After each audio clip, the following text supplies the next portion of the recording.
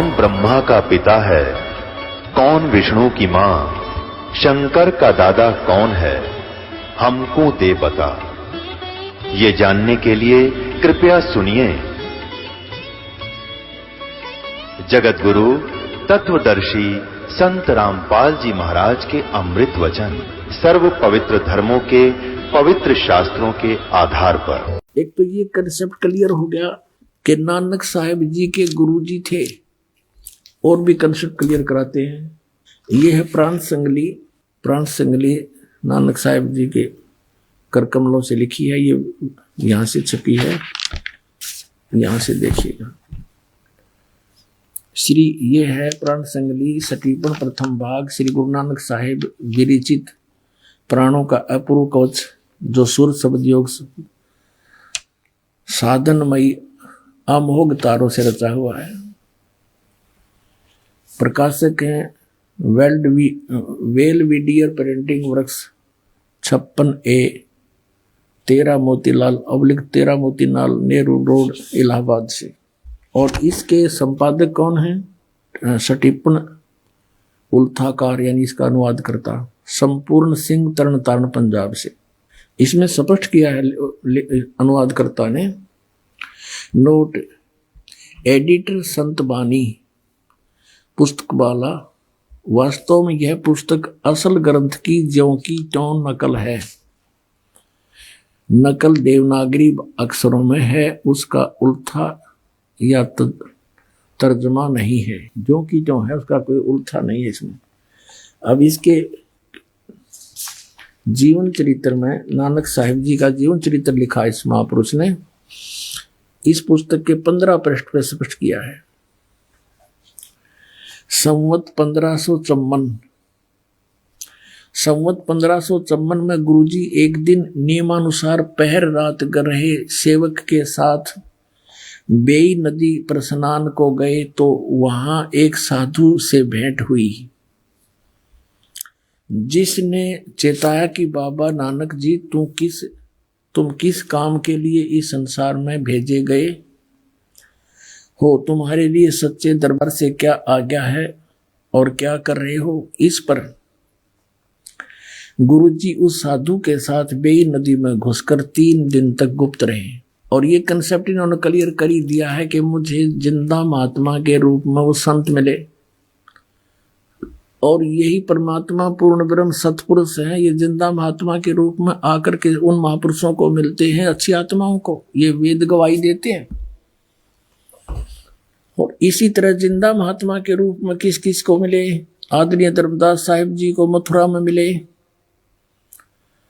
आदरणीय मुल्कदास साहिब जी को मिले, आदरणीय दादू साहिब जी को सांभर में मिले, आदरणीय नानक साहिब जी को जिंदा महात्मा के रूप में वही परमेश्वर सतपुरुष यानी कबीर साहिब बेई नदी सुल्तानपुर के पास मिले। आदरणीय गिरिदास साहिब जी को गांव छुड़ानी जिला दद्दर हरियाणा वाले को खेतों में जंगल में गऊ चरा रहे थे जब 10 वर्ष के थे, वहां ये जिंदा महात्मा के रूप में मिले। आदरणीय घीसा दास साहिब जी को गांव खेखड़ा में मिले, जिला मेरठ उत्तर प्रदेश में।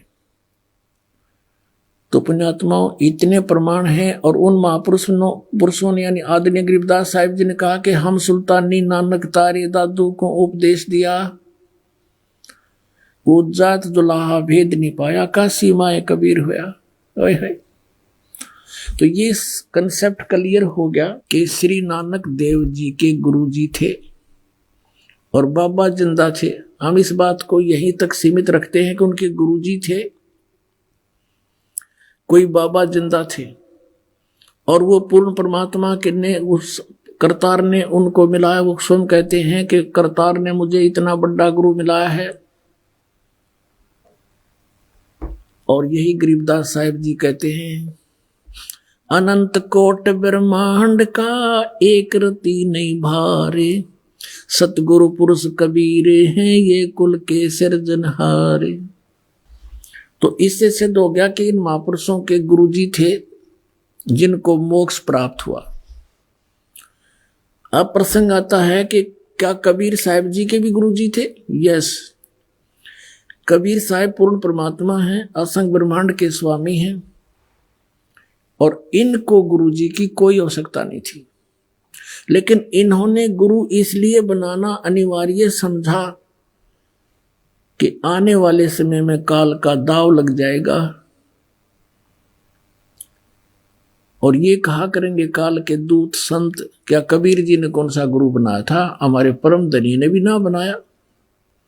लेकिन इनके परम धनी का तो दिखा दूंगा आपके सामने सारा सांग के बना इसके संग। लेकिन परमेश्वर ने स्वयं इस मर्यादा को बनाए रखने के लिए ये वाणी बोली, गुरु बिन माला फेरते गुरु बिन देते दान। गुरु बिन दोनों निष्फल है, चाहे पूछो वेद पुराण। रामकृष्ण से कौन बड़ा, उन्हों भी गुरु कीन, और तीन लोग के वेदनी गुरु आगे आधीन।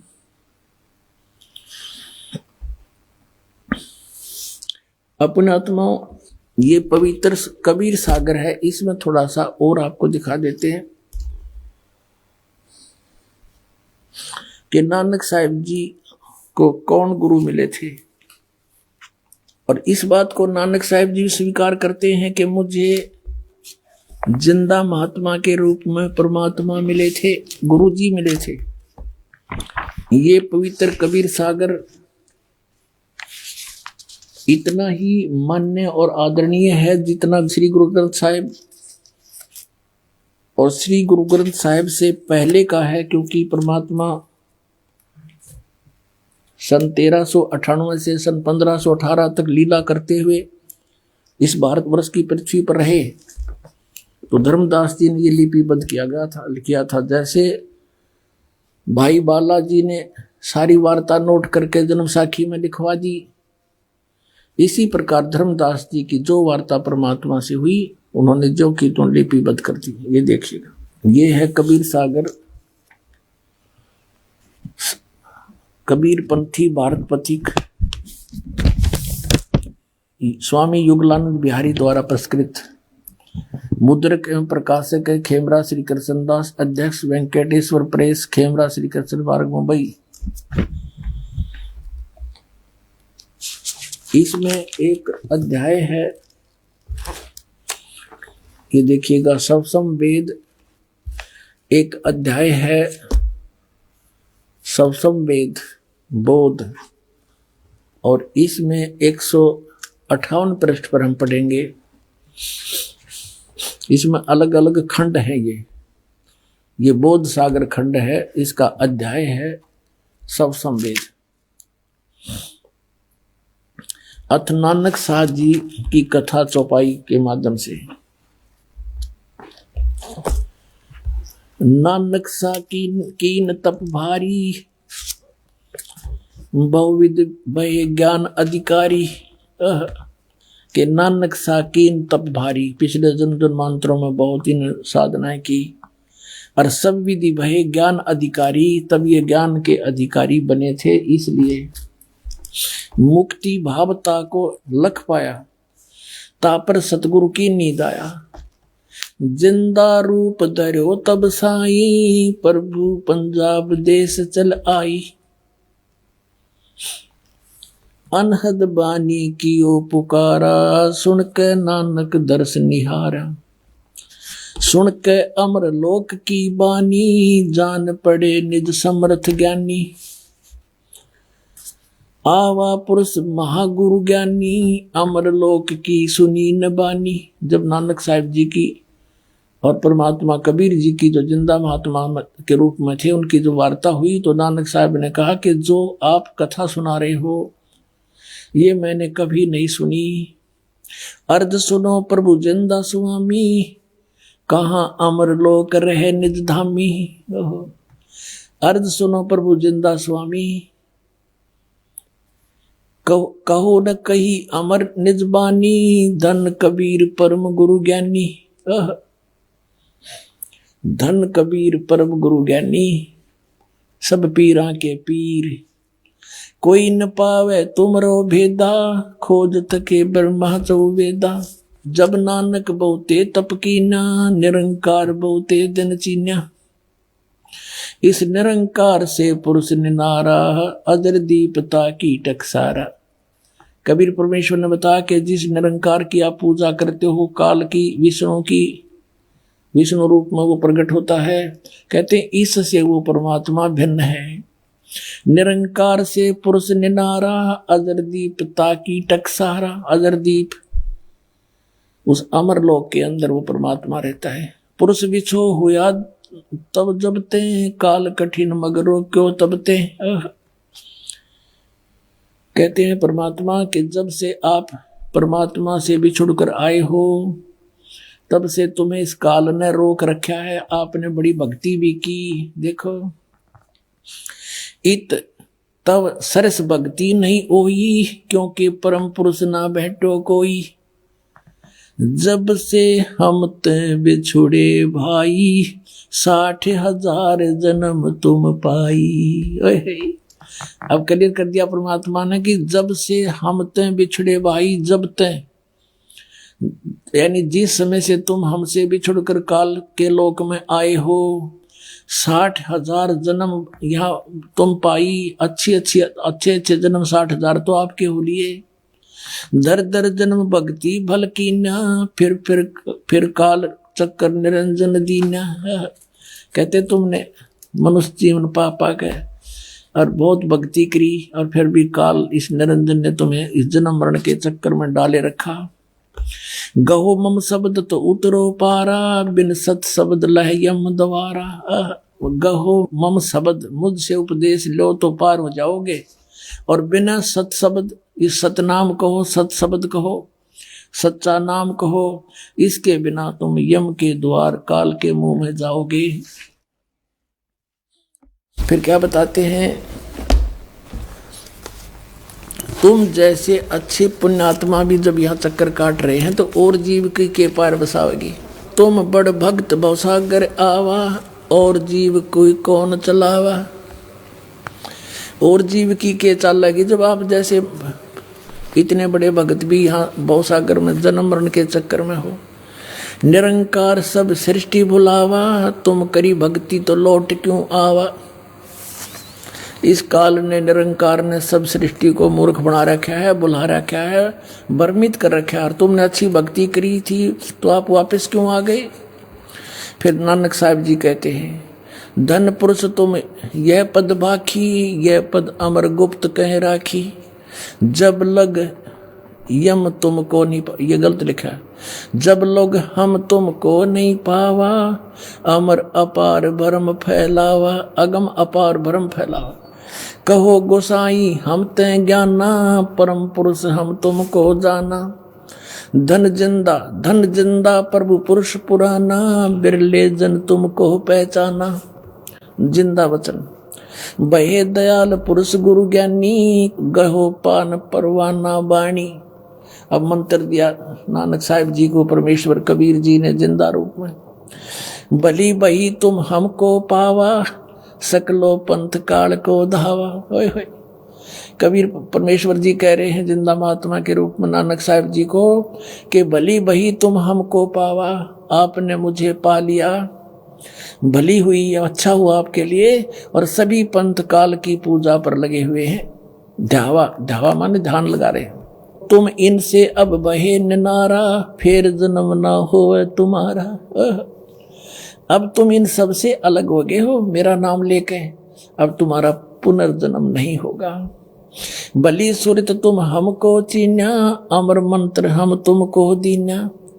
सब संवेद हम कही निज बानी, परम पुरुष गति तुम्हें बखानी। नानक साहब जी कहते हैं, धन पुरुष ज्ञानी करतारा, जीव काज प्रगटे संसारा। कि धन है हे परमात्मा, तुम हे करतार, हे ज्ञानी रूप में आप ही यहाँ पर आए हो और संसार के कल्याण के लिए, जीवों के काज यहाँ पर आए हो, जीवों का कल्याण के लिए आए हो। धन करता तुम बंदी छोड़ा, बंदी छोड़े। धन करता तुम बंदी छोड़ा, ज्ञान तुम्हारा महाबल जोरा। कि आपके ज्ञान का में बहुत ताकत है, इसके आगे कोई नहीं टिक सकता। दिया दान गुरु किया उभारा, नानक अमर लोक पगधारा।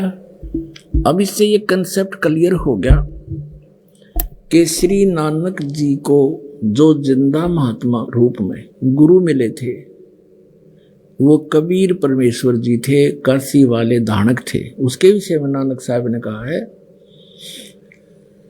श्री गुरु ग्रंथ साहिब के 24 पृष्ठ पर, फाई सूरत मलुकी वेश ए ठगवाड़ा ठगी देश खरा सियाणा भोता वारिये धानक रूप रहा करतार। फिर श्री गुरु ग्रंथ साहिब के 731 पृष्ठ पे कहा है कि नीच जात परदेसी मेरा खिन आवे तिल जावे, और जाकी संगत नानक रहंदा कैसे मोड़ा पावे। अपनात्माओं, अब वहां आते हम जहां हमने आना था।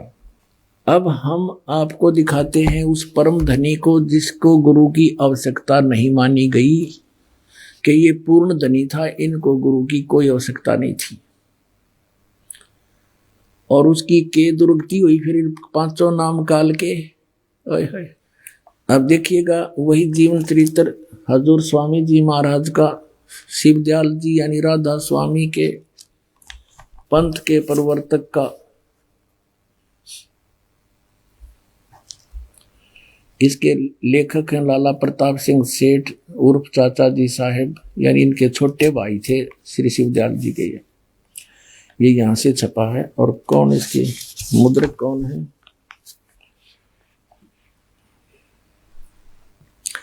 अर्पण पेंट्री, राधा स्वामी चेम्बर, भालेज रोड, आनंद। ये हैं ये परम धनी, ये डबोगे करोड़ों व्यक्तियों ने।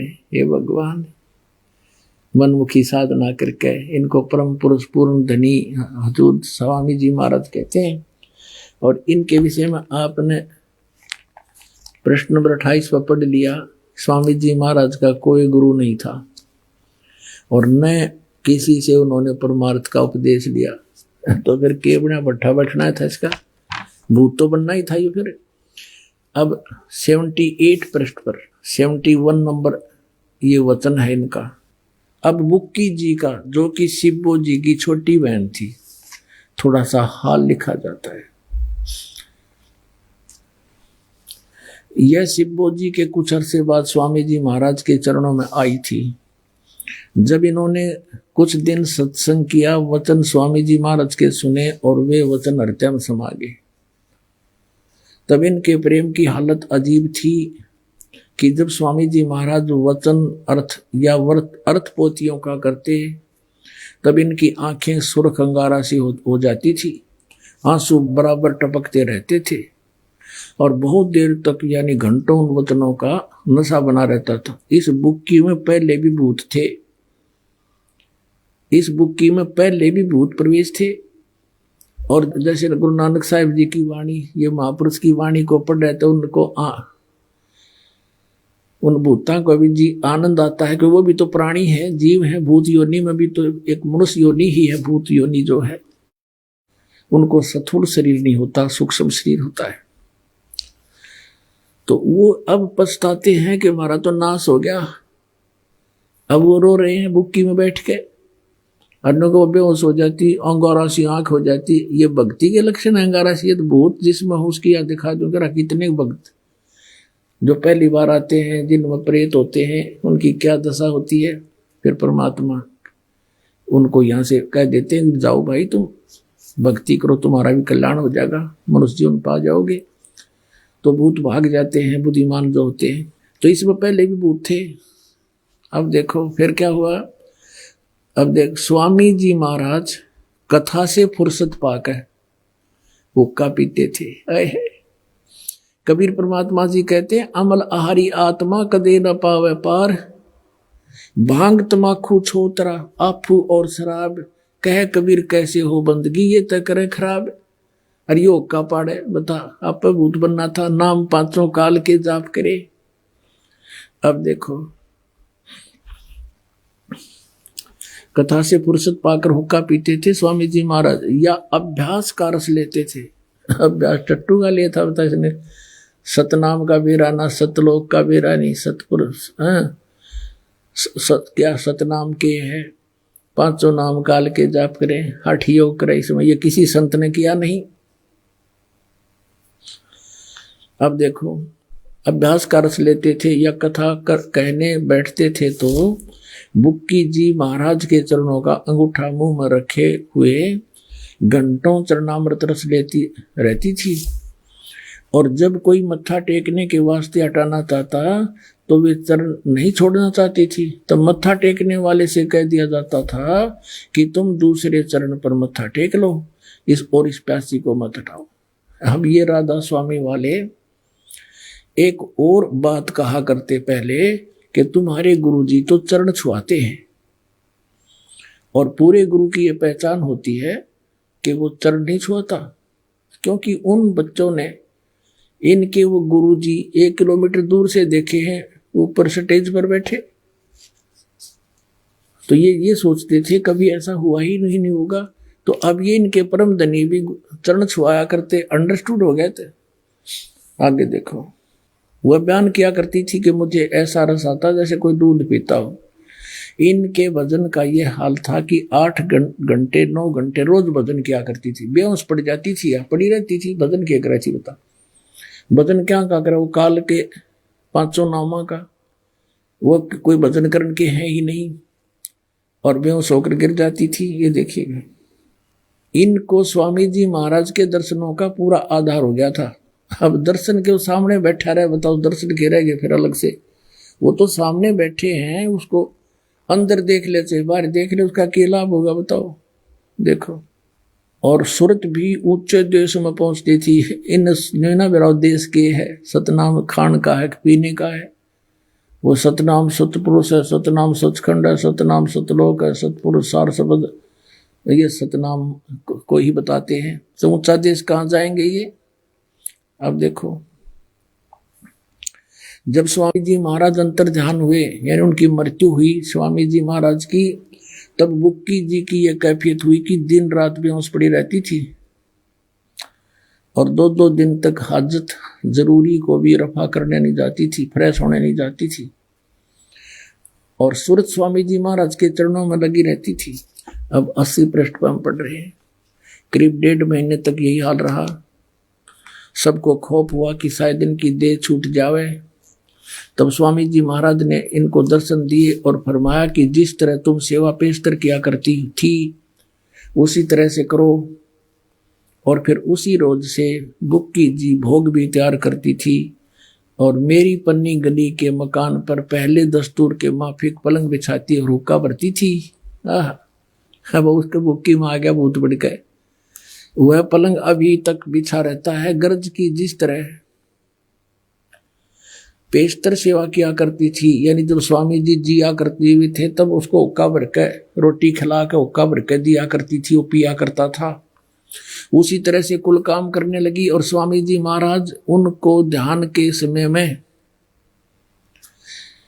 प्रगट दर्शन देते थे और कुल सेवा इसी तरह कबूल फरमाते थे, यानी और रोटी भी खाते थे और हुक्का भी पीते थे। कुल सेवा इसी प्रकार फरमाते थे, कबूल फरमाते थे। अब फिर पढ़ियो यहां से कि फिर उसी रोज से बुक्की जी भोग भी तैयार करती थी। मेरी पन्नी गली के मकान पर पहले दस्तूर के माफिक पलंग बिछाती, यानी अब छोटा भाई था, इसका हिस्सा आ गया वो मकान जिसमें यू शिवजाल जी रहा करता था, और हुक्का भी भरती थी। पलंग बिछाती, हुक्का भरती और खाना बनाती। वह पलंग अभी भी बिछा रहता है। गरज की जिस तरह से पेशतर सेवा किया करती थी, उसके जीते जी सेवा करती थी, उसी तरह से कुल काम करने लगी। और स्वामी जी महाराज उनको ध्यान के समय में प्रकट दर्शन देते थे, उसमें प्रवेश होकर के बोलते थे, लाओ हुक्का भरो खाना लाओ, और कुल सेवा उसी तरह कबूल फरमाते थे। हुक्का भी पीते थे, हर रोटी भी खाते थे। बुक्की बैठ जाती पलंग पर डट के, उसका माँ बैठा था परम धनी, और हुक्का पी और रोटी खावे। बुक्की जी महाराज उनके आखिरी दम तक प्रकट रहे, इतने वहां नहीं मरीज का वहां प्रकट रहे। और राधा स्वामी लोग बुक्की था इनका। ये क्या कहते हैं राधा स्वामी वाले, इनके सत्संग सुने का जीवरा होना है, इनके प्रवचन रोहतक में सुने थे एक दिन। तो ये क्या कह रहे हैं इनके जो प्रवर्तन करता के ऊपर सतलोक है, अलख लोक है, कबीर साहब की वाणी है उसमें सारा लिखा हुआ, फिर अगम लोक है, और फिर उसके ऊपर अकह लोक है, और उसके ऊपर साडा राधा स्वामी लोक है। यानी जहां कबीर परमेश्वर ने सृष्टि रचने वाले ने अपनी रचना बताकर बंद कर दी, उसके ऊपर बताओ इन्होंने साडा राधा स्वामी लोक है। अब वो राधा स्वामी तो बुक्की थी उनका, अब उसमें बैठा बुक्की में, हुक्का पाड़े, रोटी खावे, और यू मुक्त हो गया। पांचों नाम काल के जानो, वो तो सतनाम बिना, दो अक्षर के नाम बिना, और आदि नाम यानी सार नाम बिना जीव मुक्ति नहीं हो सकती। आगे देखो, देख क्लियर कर लक्षण दिखाते हैं भूत के। बुक्की जी को महाराज उनके आखिरी दम तक प्रकट रहे, जब तक वह ना मरी बुक्की में रहे वह शिवदयाल जी भूत। यहां तक कि जिस किसी को जब कोई बात स्वामी जी महाराज से अर्ज करनी होती थी तो वे बुक्की जी के जरिए से दरियाफ्त किया करते थे। बुक्की जी में इंटरनेट लग गया, फिर अब उसमें बोला बताया करता, उसने खोल लेते जाके। यानी बुक्की जी अभ्यास के समय स्वामी जी महाराज को प्रकट होके हम कलाम हुआ करती थी। इस नियाजमंद को भी जब कभी भीड़ के समय में घबराहट होती थी, लेखक है जो शिवदयाल जी का छोटा भाई प्रताप सिंह कह रहा है कि मुझके ऊपर भी कोई आपत्ति आ जाती थी, कोई भीड़ पड़े थी और किसी तरह से अकल काम नहीं देती थी, तब बुक्की जी के जरिए से उस इंटरनेट को खोलकर स्वामी जी महाराज उस परम धनी का हुक्म लिया करता था, स्वामी जी महाराज का हुक्म लिया करता था। हो भूत बोल रहा बुक्की वे,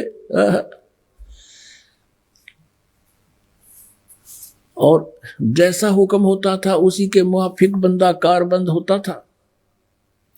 इसी तरह से राय साहब ने भी मौज की थी कि बुक्की जी के जरिए से 2-4 बार हुक्म हासिल किए थे।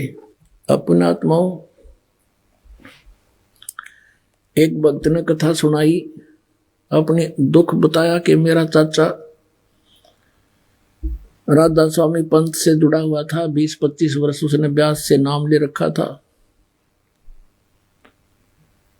और 2.5-3 घंटे शाम को और सुबह बहुत देर तक बैठा रहता था, एक चद्दर ऊपर कर डाल के, टस से मस नहीं होता था, और वो बीड़ी पिया करता, हुक्का पिया करता है, और चूरमा खाने की आदत गणी थी उसकी।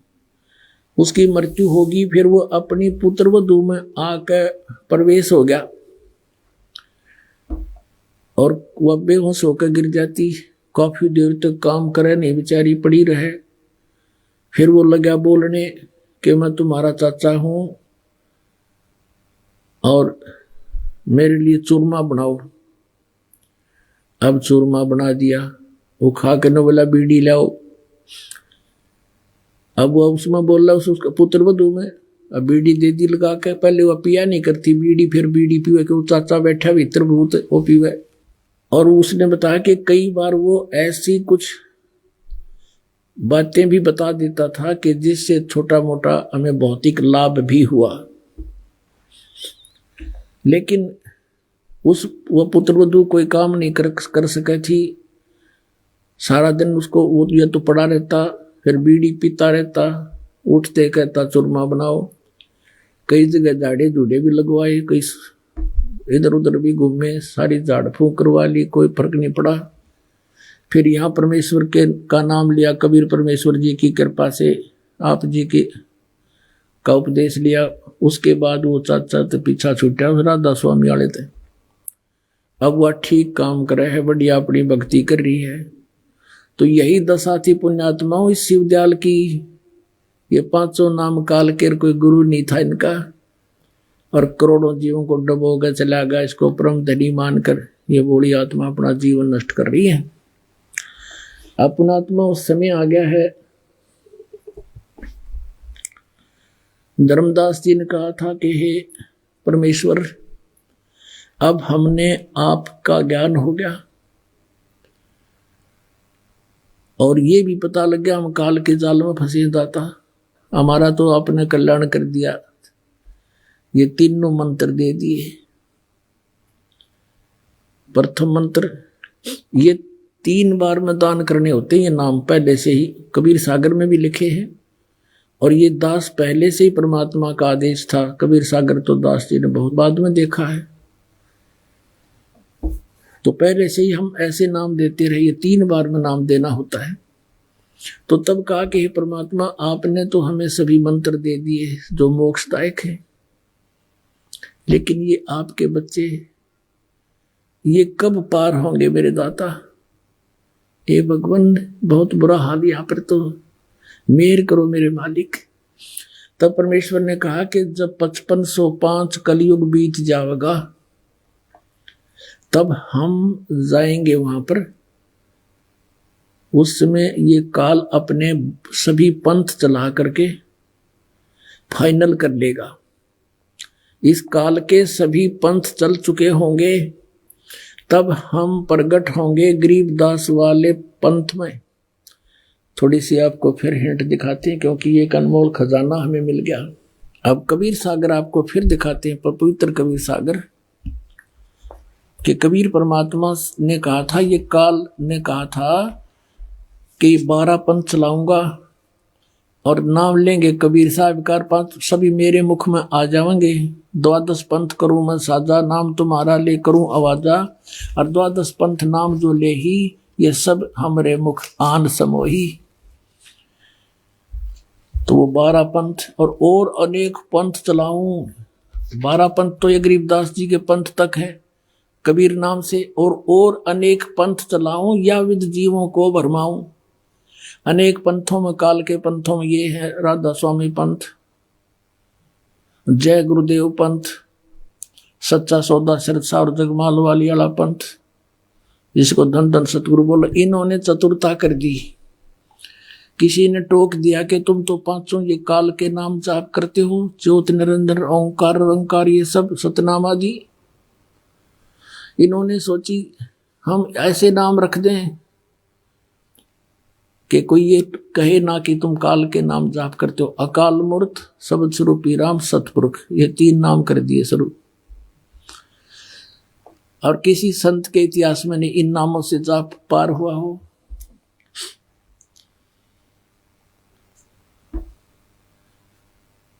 तो ये तो एक पर्यायवाची शब्द है। अकाल मूर्त कहो, चाहे उन्हें शब्द स्वरूपी राम कहो, चाहे सतपुरुष कहो। सतपुरुष, सत माने अविनाशी, पुरुष माने परमात्मा। अकाल मूर्त, जिस मूर्त यानी साकार परमात्मा का काल ना हो, मृत्यु ना हो, साकार परमात्मा यानी अविनाशी भगवान। शब्द कभी खंड नाश में नहीं आता। शब्द स्वरूपी राम यानी राम माने पुरुष कहो, परमात्मा कहो, अविनाशी परमात्मा। तो जल पानी नीर, जल पानी नीर करते रहो, कुछ नहीं मिलेगा। अब उस जल को प्राप्त करना है जो काल मूर्त सर्वस्वरूपी राम सतपुरुष, उसको तो हमने पाना है। वो मिलेगा कैसे? जल जल जल पानी नीर, जल पानी नीर ऐसे नहीं मिलेगा। वो हैंड पंप लगाना होगा, हैंड पंप लगाना होगा। हैंड पंप के लिए क्या आवश्यकता होती है? एक बोकी और पाइप। एक बोकी मार मार के मिट्टी बाहर निकालते रहते हैं, वो भी लोहे की पाइप होती है, और एक पाइप उसके साथ साथ गड्ढे में नीचे डालते रहते हैं, और फिर उसके ऊपर हैंड पंप लगाया जाता है पाइप के ऊपर, तो तब वो जल मिलता है। तो पुण्यात्माओं, ये 2 अक्षर का जो मंत्र है सतनाम, जिसमें एक ओम और एक तत्गुप्त है, ये समझ लो श्वास उश्वास से सिमरण है। जैसे प्राण संगली, श्री नानक देव जी ने प्राण संगली नाम क्यों रखा? इसके अंदर इस 2 अक्षर के मंत्र का, उसके जाप की विधि भी वर्णित थी। इन्होंने उस मंत्र का नामो निशान मिटा दिया, इस डर से मर्दाना वाली दुर्गति ना हो जावे किसी सिख बच्चे की, यदि इस नाम का जाप कर लिया तो। देख काल ने कहां जाकर डंडी मरवा दी, लेकिन फिर भी एक मंत्र गुप्त रह गया जो छुपा हुआ, कल आपको दिखाया था, एक बार फिर दिखा देता हूं। अब ये मंत्र है जो 2 अक्षर का, जिसे मोक्ष होगा। देखिएगा, ये प्राण संगली सटीपण द्वितीय भाग श्री गुरु नानक साहिब विरचित प्राणों का अपूर्व कवच। ये प्रकाशक हैं Belvedere printing works 56A/13 Motilal Nehru road Allahabad से। और संपूर्ण सिंह जी इसके संपादक हैं। ये देखिएगा, ये है संपूर्ण सिंह जी इसके संपादक हैं। इसमें आपको दिखाता हूं 103 पृष्ठ पे यहां लिखा है कि साध संगत मिलिया मन माना, और ना मैं ना है ओम सोहम जाना। यू है इसके साथ लगना था, गलती से इसके साथ लग गया, और पंजाबी भाषा में इसको हूं बोल देते हैं। तो ये ना का अर्थ होता नामों में नाम। कहते हैं ना, तेरा के नाम है, तेरा के ना है, के ना है तेरा। हम जैसे अपनी लोकल भाषा में बोलते हैं ना, तो इसमें नानक साहब ने कहा तेरा की ना है। तो नाम है ना, यानी मंत्रों में मंत्र, नामों में नाम। जैसे सतनाम, वो सतना है, सतनाम यू है वो सतनाम। नामों में नाम, नाम है, नामों में नाम है ओम सोहम। और यू जाना हमने, सब मंत्रों में श्रेष्ठ मंत्र यही बताया। अब ये यहां पर इनका समझ में ना, इसको हूं शब्द पढ़ते रहे। अब आपको दिखाते हैं, ये देखिएगा यहां पर 150 पृष्ठ पर है। ये 150 पृष्ठ पे इसी प्राण संगली के अंदर यहां लिखा है इन्होंने ओम दरी। तो अनुवादकर्ता ने भी इसको ओम ही सिद्ध किया कि ओम ही है। ये 2 नंबर है, इस 2 नंबर का यहां विश्लेषण किया है। ओम दर, ओम से भाव है ओंकार शब्द का। तो हम फिर यहीं आते हैं 103 पृष्ठ पे। 103 पृष्ठ पे कि साध संगत मिलिया मन माना, यानी संत की संगत से मुझे ये ज्ञान हुआ। ना मैं ना ओहम सोहम जाना। अब और दिखाते हैं, थोड़ा कंसेप्ट क्लियर करते हैं। ये देखो 124 पृष्ठ पे,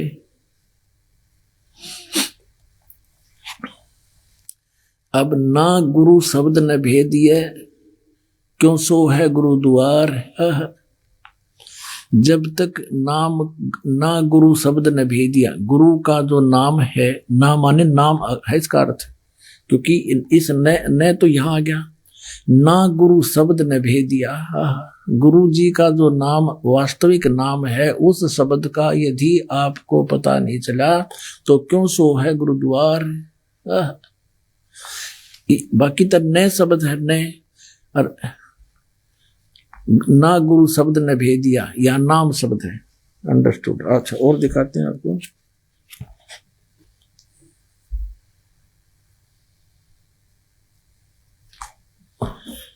अब पहले ये समाधान ये क्लियर करना आवश्यक हो गया, वो कौन सा मंत्र है, कौन सी साधना है जिससे मोक्ष होगा। अब इनके मंत्र तो सबको पता लग गया ये क्या मंत्र बताते हैं। अब जैसे ये देखिएगा, ये है वो प्राण संगली जो पटियाला यूनिवर्सिटी से छपी है। ये तो बहुत प्रमाणित, वैसे सारी प्रमाणित मानते हैं। ये है डॉक्टर जगदीश सिंह खानपुरी, ये इसके publication bureau Punjab university Patiala. इसके देखो 109 पृष्ठ पे, राग रामकली महला पहला, यहां देखिएगा ओ ऊनम अपरंपारे, ओ ओनम अपरंपारे आदि पुरुष अपरंपर पारे। अब ये ओम शब्द है, ये इसका इसने 4 पर क्या लिखा है कि यहाँ ओम शब्द है। गुरु नानक साहिब की कोई ये ग्रंथ है, जैसे 102 पर किसी और ने लिखा है, उसको बताया कि यहाँ पर ओम शब्द है। ये ओ, ये औ है जो है, ये ओम शब्द है।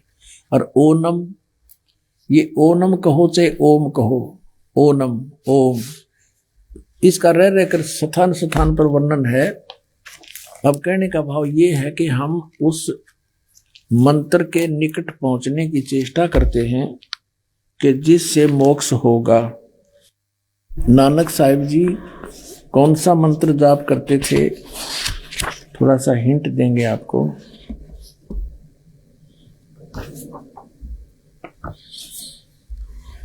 ये है प्रश्न नंबर 615। प्रश्न नंबर 615 पे आप देखेंगे, सोहम हंसा जाको जाप, ए जप जप बड़े प्रताप।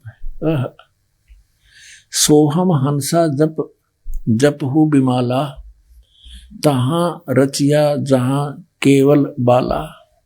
अपनात्मा, अब इस कंसेप्ट को क्लियर किया है आदरणीय गरीबदास साहिब जी ने कि ये 2 अक्षर का मंत्र है जिसमें एक ओम है और एक तत् है जो अभी आपको दिखा दिया। तो गरीबदास साहिब ने कहा कि राम नाम जप कर थर होई, ओम सोहम मंत्र दोई। जिस राम के नाम का जाप करने से स्थाई स्थान प्राप्त होता है, सतलोक मोक्ष होता है, जिससे ये ओहम सोहम मंत्र दोई। फिर क्या बताया है कि ओम सोहम जाप जपिए, योग युगत या धूनी तपिए। अब जैसे वाहेगुरु जो जाप दिया था नानक साहिब जी को, साहिब जी ने बताया था कि मर्दाना तू वाहेगुरु जाप कर।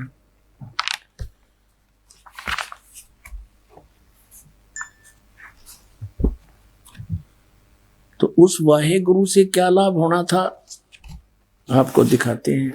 ये देखिएगा, श्री गुरु नानक साहिब जी की प्राण संगली हिंदी वाली है ये। इसके प्रश्न नंबर 42 पर आपको दिखाते हैं।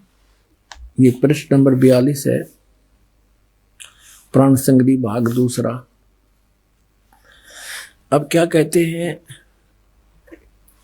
धुंधकार प्रभु रह निरारा, नानक त्यों से किया पसारा, तहां वाह आपे खाइंदा। वो कहते हैं उसने देखे पाछे जब सतलोक में गया, यो तो आप बोला गया वाह आपे खाइदा, गुरु शब्दी सच सोई, और वाह वाणी सच सच है सच मिलावा होए। फिर क्या बताया है कि नानक वाह कर दिया और कर्म प्राप्त होए। बस स्पष्ट कर दिया कि इस वाह के नाम के जाप से, वाह का नाम जप करने से केवल किया कर्म ही प्राप्त होगा। फिर आगे स्पष्ट किया कि वाह करती रसना सुहाई, पर पूरे शब्दी मिलिया प्रभु आई। वो पूरा शब्द अन्य है, वाह से तो केवल कर्म प्राप्ति होगा, जो किया वैसा ही मिलेगा। वाह मुख सहज कढ़ाई, अपने आप निकलने लग गया मेरे मुख से। वाह शिव पर भी बन आई। आइए अब हम उन श्रद्धालुओं के अनुभव जानते हैं जो जगत गुरु तत्वदर्शी संत रामपाल जी महाराज जी से दीक्षा प्राप्त कर चुके हैं तथा उनके द्वारा बताए गए भक्ति मार्ग पर चल रहे हैं। सर नमस्कार। सत साहिब जी। सर क्या नाम है आपका? श्रावण सयाम। सर कहाँ से आए आप? बीड़पेट नागपुर महाराष्ट्र से। सर संत रामपाल जी महाराज जी की शरण में आने से पहले आप क्या भक्ति साधना करते थे? जी मैं पहले देवी देवता की भक्ति साधना करता था, जो ब्रह्मा विष्णु महेश गणेश जी दुर्गा जी इनकी सेवा भक्ति करता था। सर जब आप पहले से ही पूजा साधना कर ही रहे थे तो फिर आप संत रामपाल जी महाराज जी की शरण में क्यों आए? वो पूजे से कोई लाभ नहीं होता था भगत जी।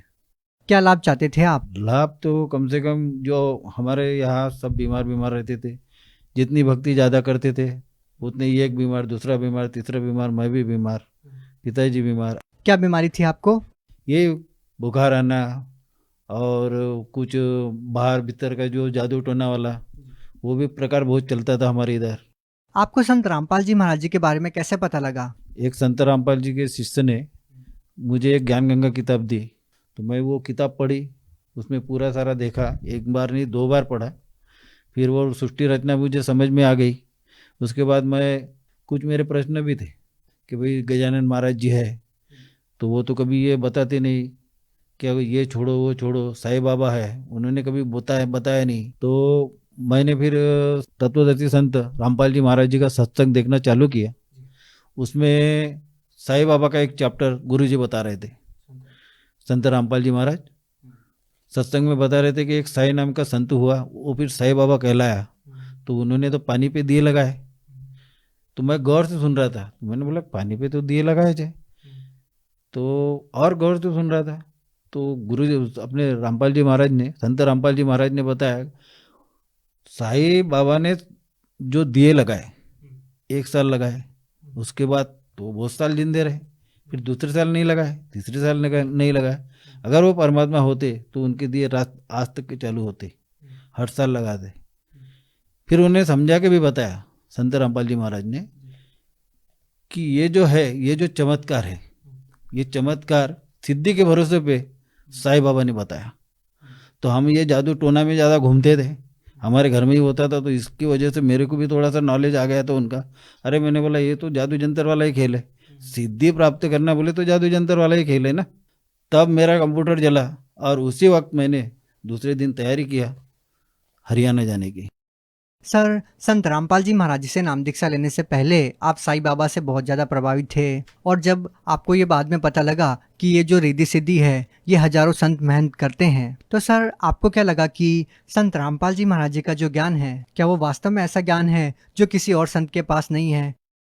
जी नहीं, अच्छा ज्ञान है। और संत रामपाल जी महाराज जी के पास में जो ज्ञान है वो कोई ऋषि मुनि के पास में नहीं है, ये तो पक्का है। लेकिन सर हिंदुस्तान में लाखों संत महंत हैं, ऐसे ऐसे भी धर्मगुरु हैं जिनके शिष्य लाखों करोड़ों में हैं। सर क्या कहना चाहेंगे? है ना, मगर वो भक्ति जो है वो सही नहीं है। आप ये बात कैसे कह सकते हैं? क्योंकि मैंने ठाकर सिंह महाराज की भी भक्ति ली थी, और अपने जो कृष्ण वाले थे उनकी भी भक्ति कर चुका हूँ मैं शंकर जी की भक्ति जो वो है वो भी कर चुका हूँ, और निर्मला देवी की भी भक्ति कर चुका हूँ। वो निर्मला देवी के साथ में तो मैं लड़ा भी उसके साथ में कि वो कुंडलिनी जागृत करती है, भाई तेरी कुंडलिनी जागृत है क्या? इसके लिए मेरा थोड़ा सा वाद विवाद भी हुआ था। मैंने बोला अगर तेरे इसमें कुंडलिनी जागृत है तो मेरे जेब में कितने पैसे आप बता दीजिए, तब मैं मान जाऊंगा। मगर किसी ने मुझे नहीं बताया, उसको भी छोड़ दिया। सर पहले आप इतने सारे संतों महंतों के पास गए हैं, तो क्या संत रामपाल जी महाराज जी के शरण में जाने के बाद आपको संतुष्टि मिली कि इनसे बड़ा कोई संत नहीं है, इनको पूर्ण ज्ञान है? जी नहीं, संत रामपाल जी महाराज जी के वहाँ हरियाणा में जाने के बाद जब वहाँ का माहौल देखा, आश्रम का, वहाँ मैं 3 दिन रहा, सत्संग सुना, और उसके बाद में मैंने दूसरे दिन यानी पहले दिन सत्संग सुना, माहौल देखा वहाँ का, और पूरा सत्संग सुना। तो फिर मैंने सत्संग सुनने के बाद में तुरंत नाम दीक्षा ली। उसके बाद में फिर लाइन में लगा, बहुत बड़ी लाइन थी संत रामपाल जी महाराज जी के दर्शन के लिए। फिर दर्शन किए हमने, दर्शन जैसे किए, गुरुजी ने आए, देखते देखते ऐसे सबके सर पे हाथ आशीर्वाद देते देते तो मेरे भी सर पे हाथ दे दिया। तो मेरे को ऐसा लगा कि मेरा जो शरीर था ऐसा फूल के जैसा हो गया, हल्का, यानी जितने कितने क्या थी तो पता नहीं, तो ऐसा लग रहा था मेरे को कि अरे बाप रे, मेरा शरीर इतना हल्का कैसे क्या हो गया। सर संत रामपाल जी महाराज जी के अलावा जिस भी धर्मगुरु संत महंत के पास आप गए, क्या वहाँ पे आपको ये चीज़ महसूस नहीं हुई? जी नहीं, ये चीज़ महसूस नहीं। और ऐसा मुझे ऐसा कुछ लगा भी नहीं कि वो संतों के पास जाने के बाद में मुझे यार मेरी दारू छूटी हो या मेरे कोई विकार दूर हुए हो, ऐसा कुछ भी नहीं लगा। पर संत रामपाल जी महाराज जी के आश्रम में जाने के बाद उस दिन से आज तक के कभी मेरे को इच्छा भी नहीं हुई, ना खाया ना पिया। लेकिन सर ये बहुत बड़ा सवाल है, क्योंकि जो नशे करने वाला व्यक्ति है, जो नशा करता है, उनके लिए नशा छोड़ पाना बहुत मुश्किल होता है। वो नशा छुड़वाने के लिए नशा मुक्ति केंद्र भी जाते हैं, मेडिकल ट्रीटमेंट भी लेते हैं, फिर भी वो अपना नशा नहीं छोड़ पाते हैं। तो सर संत रामपाल जी महाराज जी की शरण में जाते ही आपका नशा कैसे छूट गया? ये तो पता नहीं, वो परमात्मा है, उन्होंने आशीर्वाद ही ऐसा दे दिया कि मेरे पूरे नशे क्या सभी मांस मटन दारू गुटखा फटका सब छूट गया। सर क्या आपका नशा छुड़वाने के लिए संत रामपाल जी महाराज जी ने आपसे कोई पैसे भी लिए? जी नहीं, एक रुपया नहीं, एक टिकली नहीं। सर एक और बात हम आपसे जानना चाहेंगे, संत रामपाल जी महाराज जी के बारे में ये कहा जाता है कि वो देव देवताओं के बारे में टिक्का टिप्पणी करते हैं या फिर देव देवताओं की भक्ति छुड़वाते हैं। सर इसके बारे में आप क्या कहना चाहेंगे, क्या वाकई में ये सही है? नहीं, टीका टिकली नहीं करते। वो देवी देवता की जो उल्टी भक्ति कर रहे हैं, जो लोग उल्टी भक्ति कर रहे हैं, हम भी करते थे। परमात्मा हमारे, हम तो परमात्मा ही बोलते हैं उनको, संत रामपाल जी महाराज जी को। संत रामपाल जी महाराज यही बोलते हैं कि बेटा ये उल्टी भक्ति जो कर रहे हैं वो सीधी करो, मगर क्या है जनता मानती नहीं है। सर क्या संत रामपाल जी महाराज जी से नाम दीक्षा लेने के बाद आपको कोई लाभ मिला? मेरे को बहुत सारे फायदे हो गए, बहुत। मेरे को, मैंने ज़िंदगी में कभी सोचा नहीं था कि 4 व्हीलर से जाऊंगा। 4 व्हीलर दे दिया, एक मंगाता 2 दे दिया। फिर लॉकडाउन के अंदर में कोई मटेरियल नहीं मिलता था, इतना लॉकडाउन नागपुर में कड़क था, फिर भी मेरे यहाँ घर में माल छोड़ के चले जाते थे। और वो लॉकडाउन में मेरा पूरा मकान हो गया, मेरी कंडीशन सुधर गई है। मैं बैंक में नौकरी करता हूँ, चपरासी में हूँ। मेरे हर महीने में 3-4 हज़ार लोगों से उधार लेना पड़ता था, वो भी बंद हो गया। आज 1 रुपया नहीं लेता मैं किसी से, बैंक बैलेंस हो गया मेरा जमा। और लाभ तो बहुत है भगत जी। सर आपके हाथ में ये जो मेडिकल रिपोर्ट है, सर ये किस चीज़ की है? जी हाँ, मैं कुराडी ब्रांच में था और सुबह मुझे बैंक खोलना पड़ता था।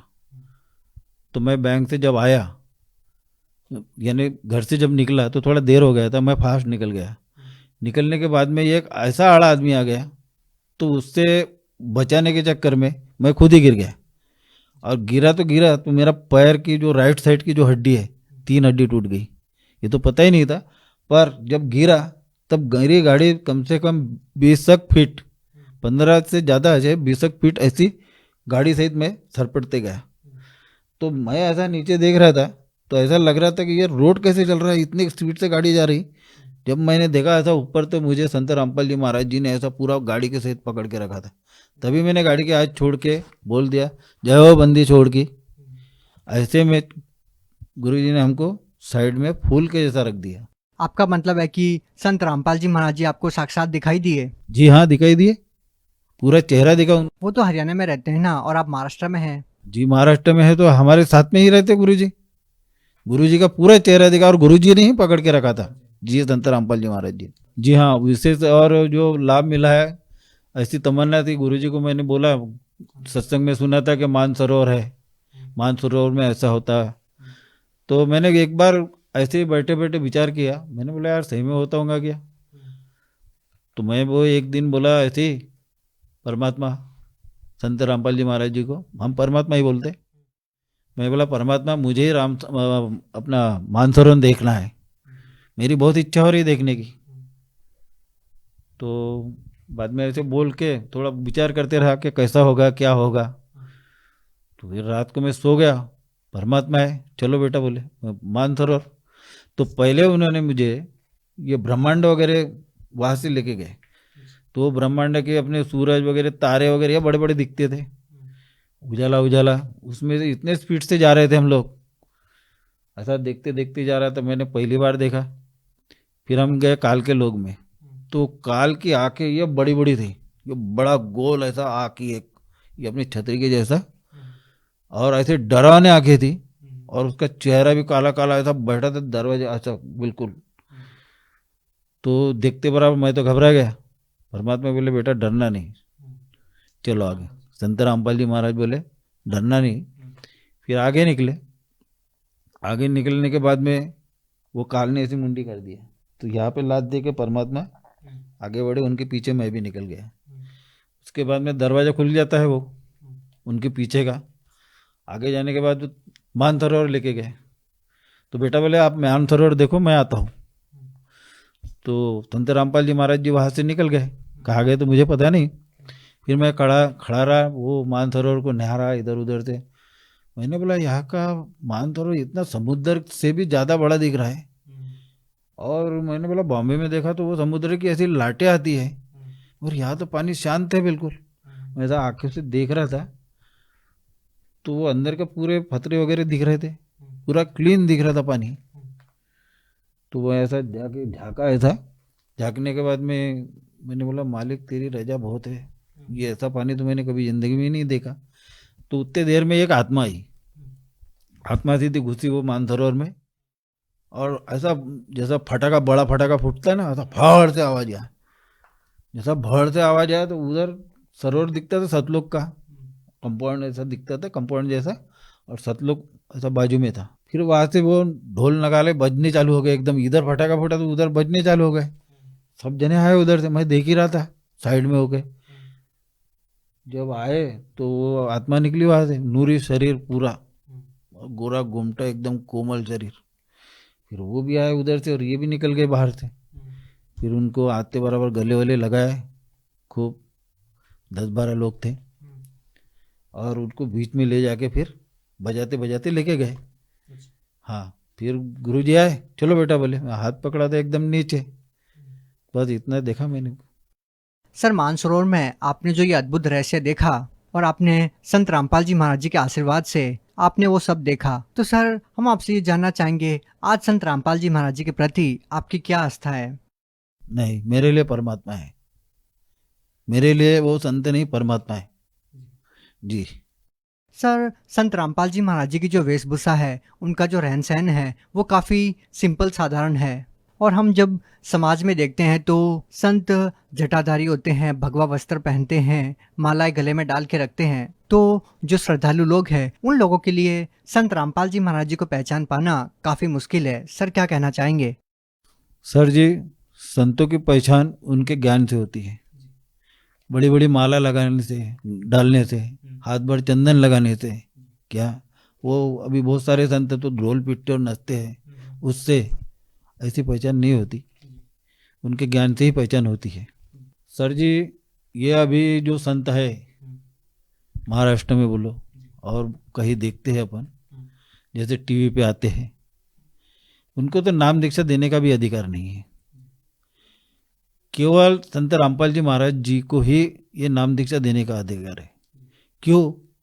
कि ये संत रामपाल जी महाराज 3 बार नाम दीक्षा देते हैं, और भागवत गीता में बताया है उसका कोट, ओम तत् और सत। ये माध्यम से रामपाल जी, संत रामपाल जी महाराज सभी अनुयायियों को 3 बार दीक्षा देते हैं, और दीक्षा देने के अधिकारी वही होते हैं जो सत ग्रंथ के आधारित जो ज्ञान बताते हैं, और उनसे नाम दीक्षा लेकर मानव पार हो सकता है। ये मैंने मानसरोवर में देख चुका हूँ, वहाँ की आत्मा देख चुका हूँ, वहाँ के लोग देख चुका हूँ, और उन्हीं के भक्ति से मानव का कल्याण होगा, ये मैं दावे के साथ कह सकता हूँ। सर, अगर कोई व्यक्ति संत रामपाल जी महाराज जी से नाम दीक्षा लेना चाहता है तो वो उनसे नाम दीक्षा कैसे ले सकता है? सर जी, संत रामपाल जी महाराज जी की नाम दीक्षा लेना बहुत आसान है, ज़्यादा कठिन नहीं है। सभी टीवी चैनलों पे संत रामपाल जी महाराज जी के सत्संग आते हैं। वहाँ पे जो पीले कलर की पट्टी चलती है, वो पट्टी पे नंबर आते हैं, वो नंबर पे आप कांटेक्ट करो तो आपके नज़दीकी नामदान सेंटर का कांटेक्ट आपको मिल जाएगा। अभी तो संत रामपाल जी महाराज जी के नामदान सेंटर हर ज़िले में खुले हुए हैं, और नामदान सेंटर की ये जो नामदान लेना है तो अभी ये ऑनलाइन भी नामदान मिल जाता है। उनसे नाम दीक्षा लेके अपना और अपने परिवार का कल्याण कराइए। जी, धन्यवाद जी। सत्साई।